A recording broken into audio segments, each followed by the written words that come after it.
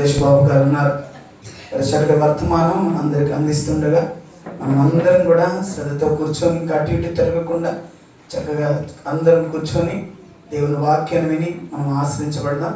కాబట్టి ఈ సమయంలో మరి అయ్యగారు వస్తుండగా అందరూ చప్పట్లు కొడుతూ మనం ఆహ్వానిద్దాం.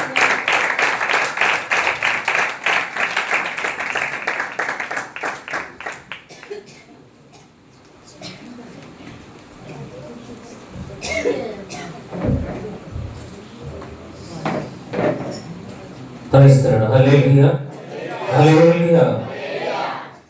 మంచిది. ఈ సమయంలో మన మధ్యలో రూపెన్ మినిస్ట్రీస్ డైరెక్టర్ గారు అయిన డేవిడ్ పార్లే గారు ఉన్నారు. వారికి వారి కుటుంబానికి హృదయపూర్వకంగా తెలియచేసుకుంటున్నాను. అదేవిధంగా రూపెన్ మినిస్ట్రీస్ యొక్క ప్రెసిడెంట్ అయ్య గారు యేసరత్నయ్య గారు కూడా మన మధ్యలో ఉన్నారు. వారికి హృదయపూర్వకంగా తెలియచేసుకుంటున్నాను. అదేవిధంగా రూపెన్ మినిస్ట్రీస్ దైవ సేవకులందరికీ, అదేవిధంగా స్థానికులకు కూడా హృదయపూర్వకంగా తెలియచేసుకుంటున్నాను. మంచిది. వాక్య ధ్యానంలోకి వెళ్దాం. కొద్ది నిమిషాలు నేను వాక్యాన్ని అందిస్తాను. తదుపరి మరొక దైవ సేవకులు కూడా ఉన్నారు. వారు కూడా వర్తమానం అందిస్తారు కనుక సమయాన్ని పాటించుకుంటూ మనం త్వరగా ఈ యొక్క వర్తమానంలోకి వెళ్దాం. లూకా రాసిన సువార్త 14వ అధ్యాయము. లూకా శుభవార్త 14వ అధ్యాయము 27వ వచనాన్ని ఒకసారి చదువుకుందాం. మరియు ఎవడైనను తన సిలువను మోసుకుని నన్ను వెంబడింపని ఎడల వాడు నా శిష్యుడు కానేహడు. చాలండి. తర్వాత కూడా మరొక వాక్యం చదువుకుందాం. ఆ పై వచనాలు 25, 26 వచనాలు కూడా చదువుకుందాం. బహు జన సమూహములు ఆయనతో కూడా వెలుచున్నప్పుడు ఆయన వారి తట్టు తిరిగి, ఎవడైనను నా యొద్దకు వచ్చి తన తండ్రిని, తల్లిని, భార్యను, పిల్లలను, అన్నదమ్ములను, అక్క చెల్లిలను, తన ప్రాణమును సహా ద్వేషింపుకుంటే వాడు నా శిష్యుడు కానేరడు. అదేవిధంగా 33వ వాక్యం కూడా మాట చదువుకుందాం.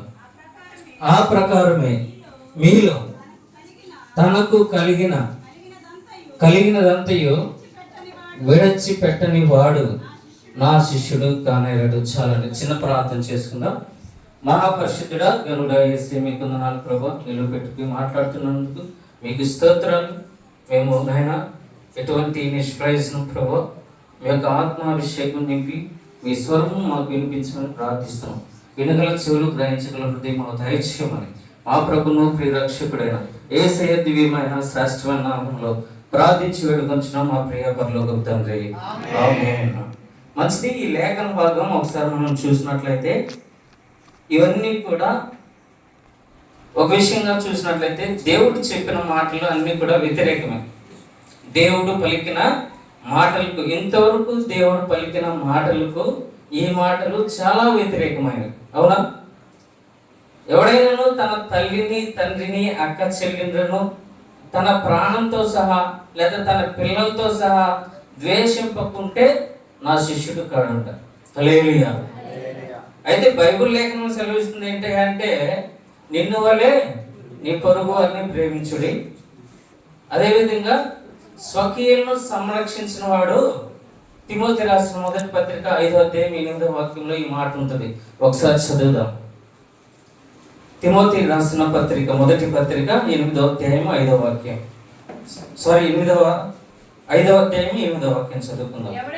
ఎవడైనాను స్వకీయులను విశేషముగా తన ఇంటి వారిని సంరక్షింపకపోయిన ఎడల వాడు విశ్వాస త్యాగము చేసిన వాడే అవిశ్వాసి కన్నా చెడ్డవాడండి. హల్లెలూయా.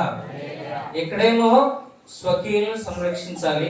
స్వకీయులు అనగా పిల్లలు వస్తారు, బంధువులు వస్తారు, స్నేహితులు వస్తారు, అందరూ తనకు సంబంధించిన ప్రతి ఒక్కరిని కూడా స్వకీయులు అంటారు. హల్లెలూయా. వీరందరిని కూడా సంరక్షించని వాడు చెడ్డవాడు, అవిశ్వాసుడి కన్నా చెడ్డవాడని చెప్పేసి బైబిల్ లేఖనం సెలవిస్తుంది. ఇప్పుడు ఏది కరెక్ట్? అక్కడేమో నీ తల్లిదండ్రులేమో నువ్వు ఎటువంటి ప్రేమించకూడదని చెప్పేసి దేవుడు తెలియజేస్తున్నాడు. నువ్వు దీర్ఘాయుష్మంతుడు అన్నట్లు నీ తల్లిని నీ తండ్రిని నీవు సన్మానించు. ఇవన్నీ కూడా రైటే, బైబిల్ చెప్తుంది. మరి ఇక్కడ వచ్చినసరికి ఈ సందర్భంలో ఎందుకు మాట్లాడాడు ఏంటి అనే విషయం కానీ మనం కానీ చూసినట్లయితే, అయితే దేవుడు కొన్ని సందర్భాల్లో కొన్ని విషయాల్లో మాట్లాడుతుంటారు. మనం అనుకోవచ్చు, ఎందుకు నా బిడ్డలను, నా తల్లిదండ్రులను, అదేవిధంగా నా స్వకీయులను, నా బంధువులను, అన్న చెల్లెలను, అక్కదమ్ములను, వీళ్ళందరినీ కూడా నీవు ద్వేషింపకుంటే నాకు శిష్యుడు కారు, ఎందుకు ఇలా మాట్లాడాల్సి వచ్చింది ఏంటి అని చెప్తే, అదే అధ్యాయంలో పైనుంచి కొన్ని విషయాలు చదివినట్లయితే నేను మీకు క్లియర్గా తెలియజేస్తాను. ఇప్పుడు సమయం లేదు కాబట్టి నేను కొద్ది విషయాలు తెలియజేస్తాను. అక్కడ ఉన్నప్పుడు ప్రభు వారిని అడుగుతారు. ప్రభు వారు చెప్తాడు, ఇదిగో పరలోకమందు విందులో పాల్గొన్నవాడు ధన్యుడు అని చెప్పేసి బైబిల్ లేఖనంలో తెలియజేశాడు. అయితే ఉపమాన రీతిగా ఒక మాట తెలియజేస్తున్నాడు. ఏంటంటే ఒక వ్యక్తి ఉన్నాడు, ఆ వ్యక్తి గొప్ప విందు ఒకటి తయారు చేసి చాలా రకాలైన విందులు చేశాడు. అదే యాట్లు కోసుంటాడు, ఏమైనా కోసేసి అది రుచికరమైన భోజనం తయారు చేసి, ఇదిగో నువ్వు వెళ్ళి వీధిలోకి వెళ్ళి నేను ఎవరినైతే ఆహ్వానించానో వారిని నీవు తీసుకురమ్మని చెప్పేసి అన్నప్పుడు దాసును పంపిస్తాడు. మొదటి వాడి దగ్గరికి వెళ్ళినప్పుడు మొదటి వాడు చెప్తాడు, అయ్యా ఇదిగో నేను పొలం కొన్నాను, నేను దాన్ని పరీక్షించడానికి వెళ్తున్నాను కనుక నేను రాలేను, నన్ను క్షమించు. రెండో వాడి దగ్గరికి వెళ్తాడు. రెండో వాడి దగ్గరికి వెళ్ళినప్పుడు వాడికి చెప్పినప్పుడు, ఇదిగో మా అయ్యగారు, మా యజమానుడు మీ కొరకు విందు ఏర్పాటు చేశారు, మీరు రావాలి అని చెప్పినప్పుడు, అయ్యా లేదు నన్ను క్షమించు, నేను ఒక 5 ఎడ్లను కొన్నాను, వాటిని చూడడానికి వెళ్ళాలి అని చెప్పేసి తెలియచేస్తూ ఉంటాడు. మూడో వాడి ఇంటికి వెళ్తాడు. అయ్యా ఇదిగో మా యజమానుడు విందుకు రమ్మన్నాడు అని చెప్పేసి తెలియచేసినప్పుడు, అయ్యా లేదు నాకు క్రొత్తగా పెళ్ళి అయిపోయింది, నేను రాలేను, నేను నా భార్యతో ఉండాలి, నా కుటుంబీకులతో నేను ఉండాలి కనుక నేను రాలేను, నన్ను క్షమించు. దేవుడికి బహు కోపం వచ్చింది. ఇదంతా కూడా ఇశ్రాయేల్ జనాంగం గురించి దేవుడు తెలియజేస్తున్నాడు. హల్లెలూయా. వారికి ఇచ్చిన రక్షణ వారు నిలబెట్టుకోలేదు కాబట్టి అప్పుడు యజమానుడు ఏం చేస్తున్నాడో తెలుసా, ఇదిగో నువ్వు వెళ్ళు, వీధిలోకి వెళ్ళు, అక్కడ ఎవరైతే ఉన్నారో పేదలేమి, ధనికులేమి, పిల్లలేమి, పెద్దలేమి ఎవరుంటే వారిని నువ్వు తీసుకొని రా, ఇక్కడ భోజనం సిద్ధపరచబడి ఉన్నదని చెప్పేసి ఇశ్రాయేలుకు రావాల్సిన రక్షణ దేవుడు మనకు అనుగ్రహించాడు. హల్లెలూయా. ఇవన్నీ కూడా ఏంటంటే దేవుడు తెలియజేస్తున్నాడు. అక్కడ వచ్చింది దేవునికి కోపం. అరే నేను ఇంతలో ప్రయాసపడుతున్నానే, ఇంతలో వారి కొరకు నేను ప్రాణం ఇస్తున్నానే, వారి కొరకు నేను పైలోకం నుంచి కిందకు వచ్చానే, ఇవన్నీ చేసినా కానీ వాళ్ళు ఎందుకు నన్ను నా గురించి తెలుసుకోలేకపోతున్నారని చెప్పేసి చాలా బాధపడి దేవుడు ఏం చేస్తున్నాడంటే బహు జన సమూహము అక్కడ ఆయనతో కూడా వెళ్ళిపోతున్నారు. ఆయనతో వెళ్తే ఏమొస్తుంది, మంచి తిండి వస్తుంది, అన్నీ వస్తాయి. మేము ఈక్రిస్ బైబిల్ కాలేజీలో చదువుతున్నప్పుడు మా అయ్యగారితో పోవాలని అనేక మంది పోటీ పడేవాడు. ఎందుకంటే ఆయన దగ్గరికి వెళ్ళిన చోటల్లా కూడా మాకు మంచి విందు దొరుకుతుంది. హల్లెలూయా. చికెన్ దొరుకుతుంది, చేపలు దొరుకుతాయి, అన్నీ కూడా. బండి ఎక్కండి అంటే చాలు వెనక నుంచి ఏడ్చుకుని వెళ్ళిపోవటమే. వాడు స్నానం చేశాడా స్నానం చేయలేదు ఏమన్నా అవసరం, వాడు మోపట్టేటట్టు కడుక్కొని ఏం చేస్తాడు, సంఖ్యలో బైబిల్ పెట్టుకుని ఎక్కేయటమే. హల్లెలూయా. ఎందుకు? మంచి విందు. ఆయనతో పాటు యేసుక్రీస్తు ప్రభువారు మన యజమానుడితో పోయినప్పుడు ఆ యజమానుడు చూసినట్టునే తన సేవకుని కూడా చూస్తాడు. హల్లెలూయా. కాబట్టి మనం ఏంటంటే ప్రభువు యజమానుడు తెలియచేశాడు, ఇదిగో నేను విందుకు తయారు చేశాను, మీరు రండి అని చెప్పేసి పిలిచినప్పుడు ఎవరు కూడా రాలేదు. అయితే దేవాది దేవుడు మన కొరకు తన ప్రాణమును కూడా అర్పించాడు. హల్లెలూయా. ఆయన విందులో పాల్గొన్నవాడు ధన్యుడు అని తెలియజేస్తున్నాడు. మన కోసం విందు ఏర్పాటు చేశాడు. మనం ఏదో ఒక సాగు చెప్పి తప్పించుకుంటా ఉంటాం.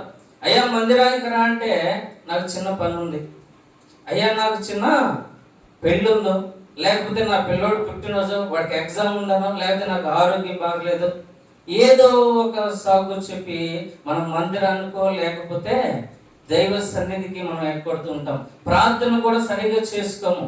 ఈ రాత్రికాల సమయంలో దేవుడు మనతో మాట్లాడుతున్నాడు. ప్రతి సమస్య నుంచి దేవుడు మనల్ని విడుదల కలుగు చేస్తున్నాడు. హల్లెలూయా. అయితే దేవుడు చెప్పిన ప్రతి ఆజ్ఞ కూడా మనం పాటించినట్లయితే ఆ దేవుడు మన ప్రతి అవసరతను కూడా తీర్చేవాడుగా ఉంటున్నాడు. అయితే దేవుడు తెలియచేస్తున్నాడు, వీరెవరు కూడా తన తండ్రిని తల్లిని వీరందరిని కూడా ప్రేమిస్తే నా దగ్గరికి మీరు రావద్దు. హల్లెలూయా. మనం అడుగుతూ ఉంటాం, భర్త భార్య వచ్చి భర్తను అడిగితే, అయ్యా నీకు ఎవరంటే ఇష్టం అంటే పొరపాటున తల్లిలో తండ్రిలో పేరు చెప్తే వాడు అంతే సంగతులు. హల్లెలూయా. మూతి మూడు దూరం పోతాయి. హల్లెలూయా. ఎంత దూరం? ఇక తిండి లేదు, వాడికి ఇంకేం లేదు. దేవుడు పేరు చెప్పిన కష్టమే. అక్కడ తల్లే కన్నదే పెంచిందే సరే, తల్లిదండ్రులకి మంచి ప్రాధాన్యత. అదే అబ్బాయి వెళ్ళి అడిగాడు అనుకో, మా తల్లిదండ్రులు అంటే నోరు మూసుకొని చచ్చినట్టుగా యాక్సెప్ట్ చేయాల్సిందే. ఇది ఇప్పుడున్న లోకం. హల్లెలూయా. అలా కాదండి. దేవుడు ఏమంటాడంటే తన తల్లిదండ్రులని ద్వేషించుకుని ఇప్పుడు కూడా ఎక్కడ చెప్పలా. మొదటి ప్రాధాన్యత నాకు ఇవ్వండి. అందుకే అంటాడు కదా, ఒక మాట అంటాడు, మొట్టమొదటి ఆజ్ఞలో ఒక మాట అయిన ఆజ్ఞ ఏంటంటే, నీ పూర్ణ బలంతో, నీ పూర్ణ శక్తితో, నీ పూర్ణ హృదయంతో నీ దేవుడైన యెహోవాను నీవు ప్రేమించుడి. మొదటి చేయాల్సింది అది. మనం నీ తల్లిదండ్రులను ప్రేమించిన తర్వాత ఎప్పుడో చివరి అవకాశానికి దేవుడు అవకాశం ఇస్తే దేవుడు ఎందుకు కోరుకుంటాడు? నీ దగ్గర ఉన్న ప్రతిదీ కూడా దేవుడు తీసివేస్తుంటాడు. అయ్యో నా కుటుంబంలో నష్టం వచ్చింది, నా కుటుంబంలో వేదన వచ్చింది, నా కుటుంబంలో బాధలు వచ్చింది, అప్పుడు మాత్రమే ప్రార్థన చేస్తాం, మోకాళ్ళు వేస్తాం, ఉపవాసాలు ఉంటాం. ఇవన్నీ అయిపోయిన తర్వాత దేవుడు శ్రమల నుంచి విడుదల కలుగు చేసిన తర్వాత ఒక చిన్న ప్రార్థన చేసి ఒక బూందీ పొట్లు మనం ఒకనాటి కొట్టేసి ఇంత అయిపోయింది నా సమస్య. హల్లెలూయా. ఇక తర్వాత మొదటి తిరిగి మళ్ళీ యథాస్థితికి వస్తున్నాం. దేవుడు అది కాదు కోరుకునేది. ప్రకటన గ్రంథము 2వ అధ్యాయం మొదటి వచనం నుంచి కొన్ని విషయాలు మనం చదువుకుందాం. ప్రకటన గ్రంథము 2వ అధ్యాయము మొదటి నుంచి కొన్ని విషయాలు. ఎఫెసు సంఘంలో ఉన్న దూతకు ఇలాగు వ్రాయుము, 7 నక్షత్రములు తన కుడి చేత పట్టుకొని 7 దీపపు స్తంభముల మధ్య సంచరించేవాడు చెప్పు సంగతులు ఏమనగా, నీ క్రియలను, నీ కష్టమును, నీ సహనమును నేను ఎరుగుదును. నీవు దుష్టులను సహింపలేవని, అపోస్తులు కాకే తాము అపోస్తులమని చెప్పుకొని వారిని పరీక్షించి వారు అబద్ధికులని నీవు కనుగొంటువని, నీవు సహనము కలిగి నా నామము నిమిత్తము భారము భరించి అలయలేదని నేను ఎరుగుదును. అయినను మొదట నీకుండిన ప్రేమను నీవు వదిలితివని నేను నీ మీద తప్పు ఒకటి మోపవలసి ఉన్నది. హల్లెలూయా. మొదటి బాప్తిసం తీసుకున్న కొత్తలో వాడిని చూస్తే భయం వేస్తూ ఉంటది మనకి.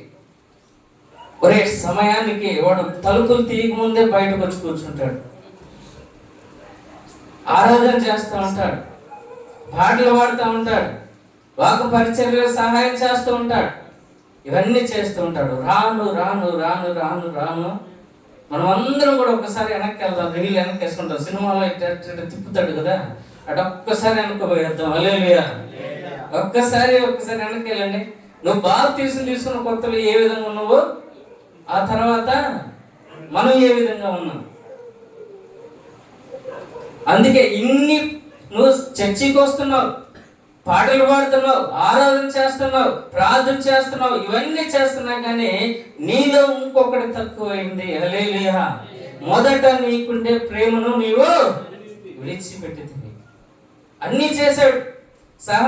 సహనం కలిగి, ఓర్పు కలిగి, కష్టమైన నష్టమైన భారం భరించి అలయక, కష్టమనగా ఎండలో వానలో ఆయన పరిచర్య చేసినా కానీ దేవుడు ఏం చేస్తున్నాడు? చివరికి నీ మీద ఒక తప్పు మోపవలసినది. మొదటి నీకున్న ప్రేమను నీవు విడిచిపెట్టావు. హల్లెలూయా. మనందరం కూడా ఇదే స్థితిలో ఉన్నాం. ఎవడు కూడా నేను లేను అంటే మాత్రం నేను ఒప్పుకోను. హల్లెలూయా. ఎందుకంటే మై ఆల్సో, నేను నాతో కూడా కలుపుకొని ఇవన్నీ కూడా. అందుకే దేవుడు అంటున్నాడు, అదే ప్రేమ మరొక అవకాశం నేను నీకు ఇస్తాను. హల్లెలూయా. నీవు మారి మొదటి క్రియను నీవు చేసిన ఎడల నేను నీ ఎద్దకు వచ్చి నీ దగ్గర ఉన్న దీపపు స్తంభం నేను తీసివేయను. హల్లెలూయా. అయితే దేవుడు తెలియచేస్తున్నాడు, మనందరికి కూడా అవకాశాలు దయచేస్తున్నాడు. నేను ఒక పిక్చర్ ఒకటి చూశానండి. ఏంటంటే ఒక సైడ్ ఏమో I believe in God, obey in God. ఈ రెండింటి మధ్య వ్యత్యాసం చాలా ఉంది. బిలీవ్ ఇన్ గాడ్ అనగా దేవుని నమ్మిన వాళ్ళు చాలా మంది ఉన్నారు. ఎక్కడి నుంచి దారి చూసుకుంటే అందరూ నిండిపోయినారు. కానీ ఒబే ఇన్ గాడ్ అనే దగ్గరకు వస్తే ఇద్దరు లేదా ముగ్గురు కనిపించారు. హల్లెలూయా. దీని యొక్క మధ్య వ్యత్యాసం మీకు అర్థమైందో లేదో తెలియదు, కానీ దేవుడు అందరినీ నమ్ముతాడు, కానీ దేవుణ్ణి ఫాలో అయ్యేది మాత్రము చాలా కొంతమంది. హల్లెలూయా. అందుకే అంటున్నాడు దేవుడు ఇక్కడ, నన్ను నమ్మడానికైతే నమ్ముతున్నారు, కానీ నన్ను మీరు వెంబడించట్లా, నాకు మీరు లోబడట్లేదు, నాకు విధేయత చూపట్లేదు. ఒబే ఇన్ గాడ్ అందులో ఇద్దరు లేదా ముగ్గురే కనిపించారు, కానీ బిలీవ్ ఇన్ గాడ్ లో మాత్రము ఓ కోటాను కోట్ల మంది జనము మనం చూస్తూ ఉంటాం. ఈ రెండింటికి వ్యత్యాసం. నేను దేవుని నమ్ముతున్నాను అనే దానికి, నేను దేవునికి లోబడుతున్నాను అనే దానికి చాలా వ్యత్యాసం ఉంది. హల్లెలూయా. ఇక్కడ మనం చూసినట్లయితే దేవుని నమ్మినట్లు స్వస్థతలు జరిగాయి, కానీ దేవుడు వెంబడించినప్పుడు నీ స్వకీయులను, నీ తల్లిదండ్రులను, నీ బంధువులను, నీ పిల్లలను అందరిని కూడా నువ్వు ద్వేషింపుకుంటే నాకు శిష్యుడు కానేరడు. హల్లెలూయా. ఇది వెంబడింపు. అంతేకాని నేను నమ్మాను సంఖ్యలో బైబిల్ పెట్టుకుని వస్తే అది నమ్మకం కాదు, దేవుని వెంబడించినట్టు కాదు. నీ కష్టంలో కూడా నీవు, అందుకే అంటాడు 27వ వాక్యం ఇందాక చదివాం, లూకా సువార్త 14వ అధ్యాయం 27.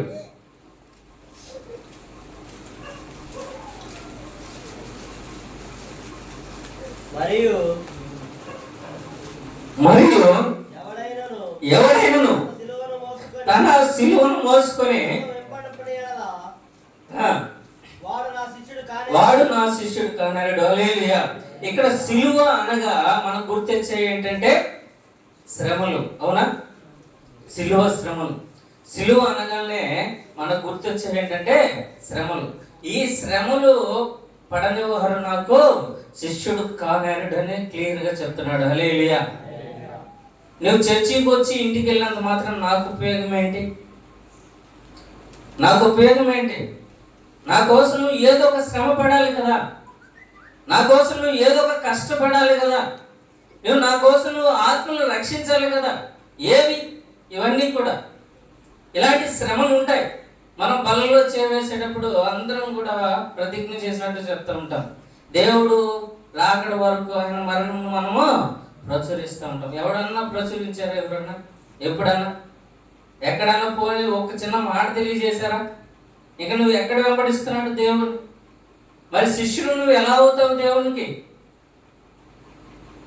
అంతేకాదు, ఏమన్నంటే నీకు కలిగినదంతా కూడా నీవు విడిచిపెట్టని ఎడలా నీవు నాకు శిష్యుడు కానేరడు. అయితే ఇక్కడ ఒక మాట చూద్దాం. మార్కు సువార్త 10వ అధ్యాయము 17వ వాక్యం నుంచి కొన్ని విషయాలు మనం చదువుదాం.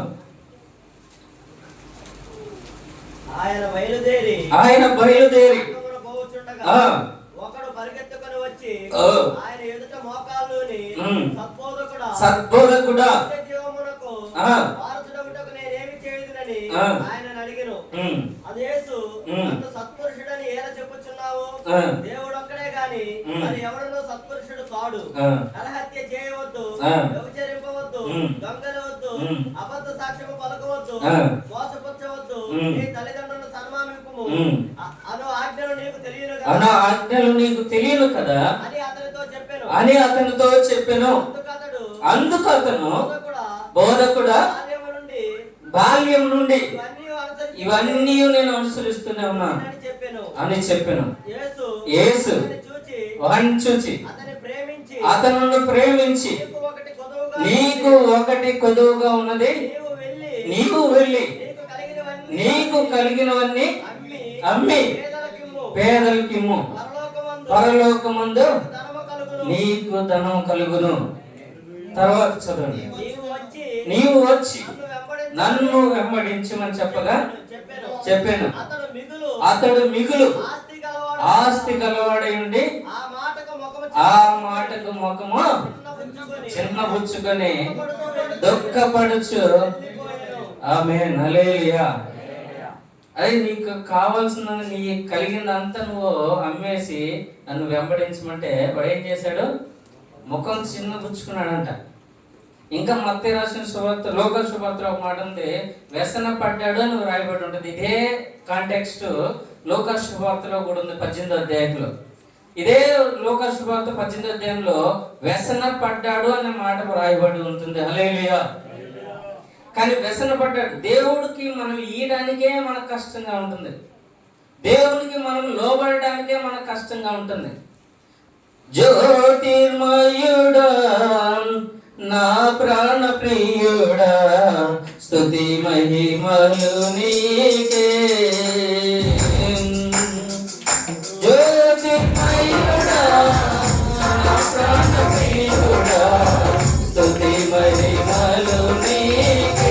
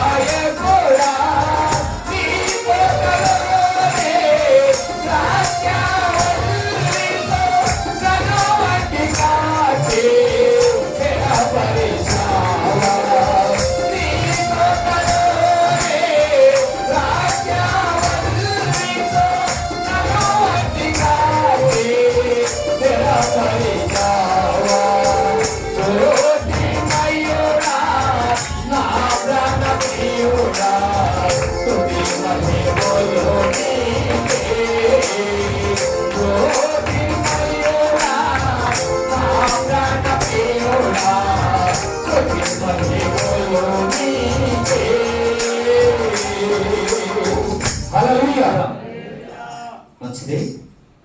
అదే ఇక్కడ చెప్పబడిన విషయం అయితే, ఆ ధనవంతుడు ఏం చేసుకున్నాడంట? ముఖము చిన్నబుచ్చుకున్నాడు, వ్యసన పడ్డాడు. ఈయనకిచ్చి నేనేం చేయాలి? ఈయనకంతా ఇచ్చేసి నేనంట వెంబడించాను. ఈయన వెంబడిస్తే నాకు వచ్చేది ఏముంది? ఈ ధనం అన్న ఉంటే నేను గృహం కట్టుకోవచ్చు, తినచ్చు, కోరింది అనుభవించవచ్చు. దేవుడు ఒక మాట తెలియచేస్తున్నాడు, ఓరే వెర్రివాడా, ఈ రాత్రి నేను నీ ప్రాణం అడిగితే నువ్వు సంపాదించినంత ఎవరి? కాబట్టి ప్రియులారా, మనం సంపాదించిన సంపాదన మనం దాన్ని చూసి గర్వపడకూడదు. హల్లెలూయా. ధనవంతుడు తను చూసి, దేవుని చూసి ఈర్ష్యపడ్డాడు. నాకు కలిగినంత నేను ఇచ్చి నేను ఎవరు ఎందుకు ఫాలో అవ్వాలి, నేను ఎందుకు వెంబడించాలి? అయితే దేవుడు మనకు నిత్య జీవాన్ని అనుగ్రహించే దేవుడు. ఇవన్నీ కూడా లోకంలో ఎంత మాత్రం కూడా శాశ్వతం కాదని బైబిల్ లేఖనం సెలవిస్తూ ఉంది. మనమందరం కూడా దైవ సేవకులు అందరూ చెప్తూ ఉంటారు, అమ్మా ఇదిగో గర్వపు మాటలు అవసరం లేదు, లేదా నీ ధనమును బట్టి నువ్వు గర్వించాల్సిన పని లేదు, నీకున్న గౌరవం బట్టి నువ్వు గర్వించాల్సిన పని లేదు, నీకున్న స్టేటస్ని బట్టి నువ్వు గర్వించాల్సిన పని లేదు. దేవుని నీవు వెంబడించినట్లయితే దేవుడు నిత్య రాజ్యం ఇస్తాడని బైబిల్ లేఖనం సెలవిస్తుంది. హల్లెలూయా. కాబట్టి నిత్య రాజ్యానికి కావాల్సిన క్రియలన్నీ కూడా దేవుని యొక్క ఆజ్ఞలో ఉన్నాయి. అయ్యో నేను మొదటి నుంచి బాల్యం నుంచే ఫాలో అవుతున్నాను ధర్మశాస్త్రం, అయినా నేను ఇంకా నీలో ఒకటి కొద్దుగా ఉంది, నీకు కలిగినదంతా నువ్వు ఇచ్చినప్పుడు మాత్రమే దేవుని రాజ్యంలోకి స్థానం ఉంది. హల్లెలూయా. కానీ మనం ఎప్పుడు కూడా చిన్నబుచ్చుకోవాల్సిన పని లేదు. మందిరానికి కావాల్సిన అవసరతను మనమే తీర్చాలి. బయట చూసినప్పుడు పైన నాకు కొంత బాధ అనిపించింది. అది పాచిబట్టి ఒక సిలువ పాచిబట్టి చాలా ఇదిగా ఉంది. మా సంఘంలో, నా చర్చిలో నా ఇంటికైతే ఎల్లలు లేవు, కానీ ఎప్పుడు కూడా రంగులు లేవు, అది ఇంకా బూజు పట్టి కొట్టుకొని ఉంటుంది నా ఇల్లు. కానీ చర్చి మాత్రము చాలా శుభ్రంగా ఉంటుంది. హల్లెలూయా. నేను రంగులు ఎంచుకున్నాను, ఎవరిని కూడా చేయి చాచి ₹1 అడగలేదు. నేను నాకు కలిగింది ఏదో దేవుడు నాకు ఇచ్చిందో నేను దేవునికి అప్పగించాను. ఇంచుమించు 35 లక్షలు ఖర్చు అయింది. ఎవరిని కూడా చేయి చాచి సంఘంలో బిడ్డని నేను ₹1 అడగలేదు. హల్లెలూయా. నీవు కలిగినది దేవుడికి ఇస్తే దేవుడు నిన్ను సంపూర్ణంగా ఆశీర్వదిస్తాడు. హల్లెలూయా. ఈ లాజిక్ తెలియకుండా మనమందరం కూడా ధనం చూసి బ్యాంకులో ఎంత ఉంది, జోబులో ఎంత ఉంది, బీరువాలో ఎంత ఉందని చూసుకుంటూ ఉంటాం. వాటిని చూసి మురిసిపోవడం కాదు. ఒక్కరోజు దేవుడు నిన్నట్ట కొట్టాడంటే హాస్పిటల్లో 7,000 బదులు 70,000 పెడతారు. హల్లెలూయా. ఒక్కరోజు ఆదివారానికి నువ్వు రాకపోతే 700 వస్తేమో బయట నీ కూలి. కానీ దేవుడు ఒక్కసారి నేను టచ్ చేస్తే చాలు. ఎంత పెడతావు హాస్పిటల్లో? 700 పక్కన ఇంకో 0 పెడతావు, ఆ పక్కన అవసరమైతే ఇంకో 0 కూడా పెడతావు. హల్లెలూయా. ఇది కాదండి, దేవుడు నీకు ఇచ్చింది నువ్వు అనుభవించు. దేవుడి సన్నిధిలో నీవు దాన్ని కొనసాగించు. చక్కని మందిరం ఇచ్చారు, ఆదివారం ఆరాధన జరుగుతూ ఉంటది, దైవ సేవకులు వస్తూ ఉంటారు. మీకు కలిగింది ఏదో మీరు తీసుకురండి మందిరానికి. 10% 10% ఇస్తే దేవుని శోధించమన్నాడు, అడగమని చెప్పట్లా. నువ్వు డిమాండ్ చేయి దేవుణ్ణి. నువ్వు 10వ భాగం మందిరానికి తెచ్చి నువ్వు డిమాండ్ చేయి అంటున్నాడు దేవుడు. అవునా? అడగమని చెప్పట్లా, ఏమన్నాడు? శోధించమంటున్నాడు. కానీ ఇచ్చి పుచ్చుకునే దాంట్లోనే ఫలితం ఉంది. హల్లెలూయా. ఈ విషయాన్ని తెలియక చాలా మంది చేతులు బిగపట్టుకుంటున్నారు. నీ దొంగిలవద్దు నీ డబ్బుని. దేవుని సొమ్మును నువ్వు ఎంత మాత్రం కూడా దొంగిలవద్దు, ఆయన సమయాన్ని దొంగిలవద్దు. ఇవన్నీ కూడా దేవుడు పైనుంచి గమనిస్తున్నాడు. మనం చూడకపోవచ్చు, అంతరంగం ఉన్న దేవుడు, ఎరిగిన దేవుడు ప్రతిదీ కూడా చూస్తూ ఉంటాడు. హల్లెలూయా. హల్లెలూయా. మత్తయి రాసిన శుభవార్త 13వ అధ్యాయం 15వ వచనం ఒక మాట తెలియజేస్తున్నాడు.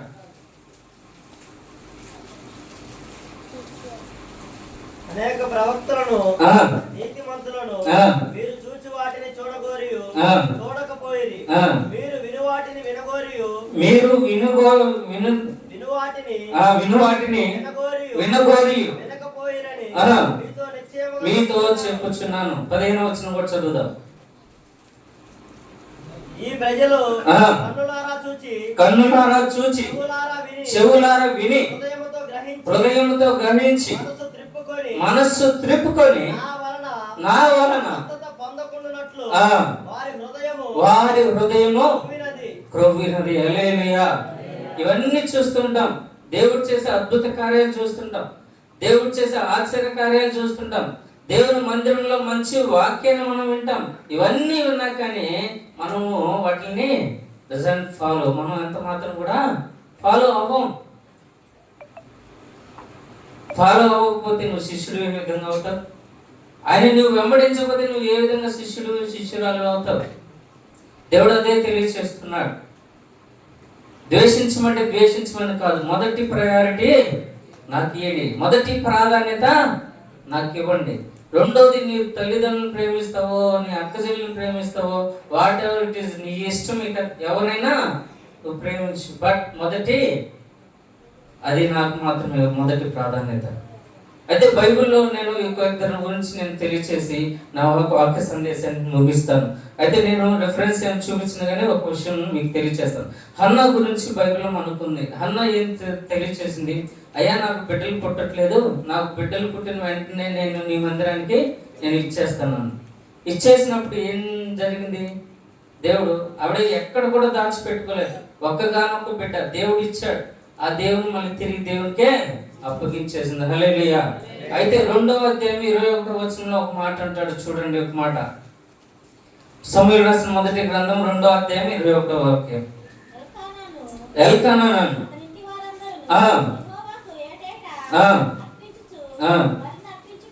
21 అమ్మా, 2వ అధ్యాయం 21. యెహోవా హన్నాను దర్శింపగా ఆమె గర్భవతి అయి 2 కుమారులను 3 కుమారులను 2 కుమార్తెలు. హల్లెలూయా. ఎంతమంది అండి? ఒక్కరి కోసమే ఆపుసోపడిన హన్న ఎంతమందిని పొందుకుంది? హల్లెలూయా. సమూహం ఇచ్చేయటము దేవుడు తిరిగి ఆవిడకి 5 అంతలు ఆశీర్వాదాన్ని ఇచ్చాడు. హల్లెలూయా. మనం ఇస్తే మనము కూడా పొందుకుంటాం. ఈ విషయాన్ని మీరు జ్ఞాపకం చేసుకోవాలి. అంతేకాదు న్యాయాధిపతుల గ్రంథము 11వ అధ్యాయము 1 నుంచి 3 వచనాలు ఒక మాట చదువుకుందాం. న్యాయాధిపతుల గ్రంథము 11వ అధ్యాయము 1 నుంచి 3 వచనాలు. గిలాదు వాడైన యెఫ్తా పరాక్రమం గల బలాఢ్యుడు. అతడు వేశ్య కుమారుడు. గిలాదు యెఫ్తాను కనెను. గిలాదు భార్య అతనికి కుమారును కనగా వారు పెద్దవారై యెఫ్తాతో, నీవు అన్య స్త్రీకి పుట్టిన వాడవు గనుక మన తండ్రి ఇంట నీకు స్వాస్థ్యం లేదని యెఫ్తా తన సహోదరుల యొద్ద నుండి పారిపోయి టోబు దేశము నివసింపగా అల్లరి జనము యెఫ్తా వద్దకు వచ్చి అతనితో కూడా సంచరించుచూ ఉండెను. హల్లెలూయా. న్యాయాధిపతుల్లో ఒక న్యాయాధిపతి అయిన యెఫ్తా, ఇతను గిలాదు దేశస్థుడు, ఒక వేశ్యకు పుట్టినవాడు. అతను బలాఢ్యుడు, పరాక్రమం గలవాడని బైబిల్ లేఖనం సెలవిస్తుంది. హల్లెలూయా. అయితే అసలు వారికి పుట్టిన వారు ఏమన్నారంటే, మా తండ్రి ఇంట నువ్వు పరాయి స్త్రీకి పుట్టినవాడు కనుక మా ఇంట నీకు స్వాస్థ్యం లేదు, అంటే నీకు ఏమాత్రం కూడా హక్కు లేదు కనుక నువ్వు ఇక్కడి నుంచి వెళ్ళిపోయాడు. ఏం మాట మాట్లాడుకున్నా టోబు దేశానికి వెళ్ళాడు, అక్కడ నివసిస్తున్నాడు. అయితే దేవుడు ఊరుకుంటాడా? అయితే కింద వచనాలు చూసినట్లయితే 7-8 వచనాలు చూద్దాం. నేను చదువుతాను, మీరు గమనించండి. అందుకు యెఫ్తా, మీరు నా యందు పగబట్టి నా తండ్రి ఇంట నుండి నన్ను తోలివేస్తే ఇప్పుడు మీకు కలిగిన శ్రమలో మీరు నా యొద్దకు రానేలా అని గిలాదు పెద్దలతో చెప్పాను. అప్పుడు గిలాదు పెద్దలు, అందుచేతనే మేము నీ యొద్ద మళ్ళీ వచ్చితిమి, నీవు మాతో కూడా వచ్చి అమ్మోనీయులతో యుద్ధము చేసిన ఎడల గిలాదు నివాసులమైన మా అందరి మీద నీకు అధికారం ఉందని యెఫ్తాతో అని. హల్లెలూయా. తీసివేయబడిన వాడు తీసుకొచ్చి మళ్ళీ ఏం చేశాడు? ఇశ్రాయేల్ దేశానికి అధికారం చేశాడు. హల్లెలూయా. తీసివేయబడిన రాయి తలకు మూల రాయి. దేవుడు ఒకవేళ నీ కుటుంబంలో ఒకవేళ నువ్వు తీసివేయబడ్డావేమో, దేవుడు ఎంత మాత్రం కూడా పక్షపాతి కాదండి. నువ్వు ప్రార్థన చేయి, ఆయన కనుగొను, ఆయన వెంబడించు, దేవుడు నిన్ను అత్యధికంగా దీవించి ఆశీర్వదిస్తాడు. హల్లెలూయా. అదే విధంగా చూసినట్లయితే 30వ వాక్యాన్ని ఒకసారి మనం చూద్దాం. అదే గ్రంథంలోనే 30వ వాక్యాన్ని చదువుదాం. నేను చదువుతాను, మీరు జ్ఞాపకం చేసుకున్నాం. అప్పుడు యెఫ్తా యెహోవాకు మొక్కుకొనెను, ఎట్లనగా నీవు నా చేతికి అమ్మోనీయులను నిశ్చయముగా అప్పగించిన యెడల నేను అమ్మోనీయుల యొద్ద నుండి క్షేమంగా తిరిగి వచ్చినప్పుడు నన్ను ఎదుర్కొన్నటకు నా ఇంటి ద్వారం నుండి బయలుదేరి వచ్చినదేదో అది యెహోవాకు ప్రతిష్టమగును, మరియు దహన బలిగా దానిని అర్పించదనను. అప్పుడు యెఫ్తా అమ్మోనీయులతో యుద్ధము చేయుటకు వారి యొద్దకు పారిపోయినప్పుడు యెహోవా అతని చేతికి వారిని అప్పగించిన కనుక అతడు వారిని అనగా అరోయేరు మొదలుకొని మిన్నీతు వరకు వచ్చే వరకు అబెల్కేర్ వరకు 20 పట్టణంలో వారిని నిశ్శేషముగా హతము చేసను. అట్లు అమ్మోనీయులు ఇశ్రాయేలు ఎదుట నిలవకుండా అణిచివేయబడింది. యెఫ్తా మిస్పాలో ఉన్న తన ఇంటికి వచ్చినప్పుడు అతని కుమార్తె తంబరుతోనూ నాట్యంతోనూ బయలుదేరి అతను ఎదుర్కొనను. ఆమె కాగా అతనికి మగ సంతానమే కానీ ఆడ సంతానమే కానీ లేదు. కాబట్టి అతడు ఆమెను చూసి తన బట్టలు చించుకొని, అయ్యో నా కుమారి, నీవు నన్ను బహుగా కృంగజేసితివి, నీవు నన్ను తల్లడింప చేయి వారిలో ఒకతై ఉన్నావు, నేను యెహోవాకు మాటలు ఇచ్చి ఉన్నాను కనుక వేణు తీయలేననగా. హల్లెలూయా. ఇక్కడ జరిగిన విషయం మీకు అందరికి తెలిసి ఉంటదేమో, ఒక మాట తెలియజేస్తారు. అమ్మోనీయులు గెలిస్తే వాళ్ళని ఓడించినట్లయితే యెఫ్తా న్యాయాధిపతి అవుతాడు, అధికారి అవుతాడు ఇశ్రాయేల్ జనాంగానికి. అయితే అక్కడ వచ్చినప్పుడు దేవునికి మొక్కుంటాడు యెహోవాకు, అయ్యా నేను అమ్మోనీయులను కానీ నిశ్శేషంగా నేను చంపివేసిన తర్వాత నేను ఇంటికి వెళ్ళినప్పుడు నా గుమ్మంలో ఏదైతే మొదటగా నాకు ఎదురొస్తుందో నేను దాన్ని మీకు ప్రతిష్ఠించి బలిగా అర్పిస్తాను. హల్లెలూయా. బలి అనగా ఏం చేయాలా? ఖైమా కొట్టాలి. హల్లెలూయా. కొట్టి తీసుకెళ్ళి బలిపీఠం చేసి బలిపీఠం మీద తోసి అగ్నితో కాల్చేయాలి. హల్లెలూయా. ఇప్పుడు తన కుమార్తె వచ్చింది. హల్లెలూయా.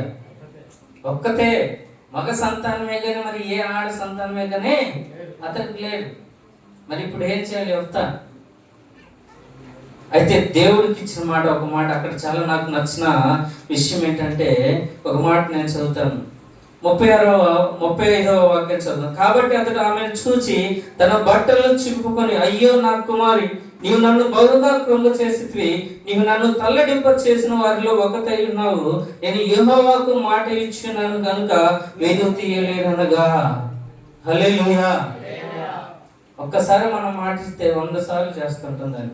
రేపు మళ్ళీ రేపు అమ్మ కృతజ్ఞత గుడికి ఎప్పుడు పెట్టుకుంటే రేపు అయ్యారు. మరోసారి అమ్మ ఏం సంగతి అంటే, అయ్యా ఇప్పుడు డబ్బులు లేవయ్యా మరొకసారి. ఇది కాదు దేవుడు కోరుకున్నది. నువ్వు మాట ఇచ్చి తప్పకుండా.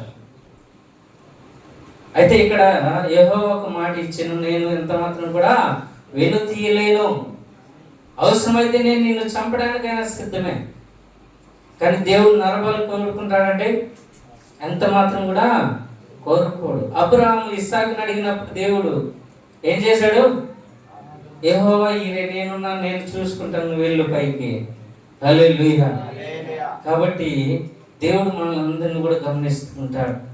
దేవుడికి ఇచ్చిన మాట దేవుని వెంబడించకపోవడం అనేది ఎంత మాత్రం కూడా మనకు శ్రేయస్కరం కాదు. మనం ఆయన వెంబడించినట్లయితే మనకు బైబిల్ లేఖనాలు చాలా ఉన్నాయి. హన్న ఏ విధంగా ఆశీర్వాదాలు పొందుకుందో, యెఫ్తా ఏ విధంగా ఆశీర్వాదం పొందుకున్నాడు. తిరిగి దేశానికి, ఇశ్రాయేల్ దేశానికి న్యాయాధిపతిగా దేవుడు తీసివేశాడు. నువ్వు ఇక్కడ పనికిరావు, నువ్వు పరాయి స్త్రీకి పుట్టినాడు, నీకు ఇక్కడ స్వాస్థ్యం లేదు, నువ్వు వెళ్ళిపో. తృణీకరించబడిన రాయి తలకు మూలరాయి. హల్లెలూయా. కాబట్టి దేవుడు మనల్ని కూడా ఈ విధంగా ఆశీర్వదిస్తుంటాడు. ఎప్పుడంటే దేవుడు నీవు వెంబడించి ఆయన మాటకు నువ్వు లోబడి ఆయన ప్రతి మాటను నువ్వు గైకొన్నట్లయితే దేవుడు ఖచ్చితంగా ఆశీర్వదించి వాళ్ళందరినీ కూడా వృద్ధి చేయను గాక. ఆమేన్. దేవుడు ఈ మాటలు తన వెనుకలో దీవించి ఆశీర్వదించును గాక. అవకాశం ఇచ్చిన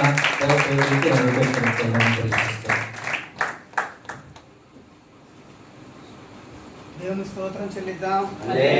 హల్లెలూయా.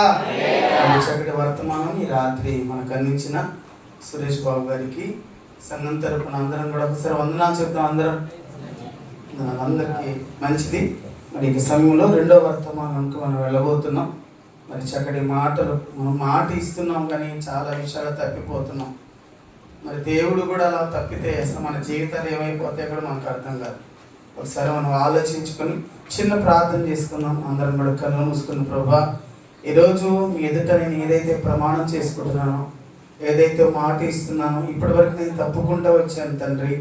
ఈ రోజు నుంచి నా బ్రతుకలా ఉండకూడదు నాయన. నీ కొరకు నిలబడాలి ఒక యెఫ్తా లాగా తండ్రి, నీ కొరకు ఒక హన్నాలాగా మేము నిలబడాలి తండ్రి అని ఒక చిన్న ప్రార్థన మనం చేసుకుందాం. అందరం కూడా కళ్ళు మూసుకొని ఒక చిన్న ప్రార్థన చేసుకుందాం.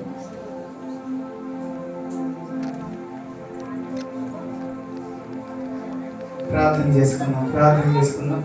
ఈ సమయంలో జగన్ పాస్టర్ గారు వచ్చి ప్రార్థిస్తుండగా మనం అందరం ఏకీభవిద్దాం.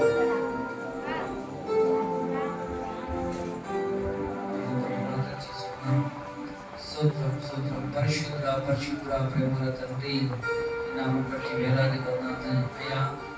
మా హృదయానికి కావలసిన వర్తమానం ద్వారా మీరు మాట్లాడుతున్నారని చెబుతుంది అయ్యా. ఆ విత్తనాలు వేసిన ప్రతి విత్తనాలు వేసిన తండ్రి మా జీవితంలో ఫలించబడుతుంది, అభివృద్ధి అయిపోతుంది, మంచి పంటను కోసినట్టుగా సహాయం దయచేయండి. కృపల దేవానికి వేలాది వందనాలు తండ్రి అయ్యా.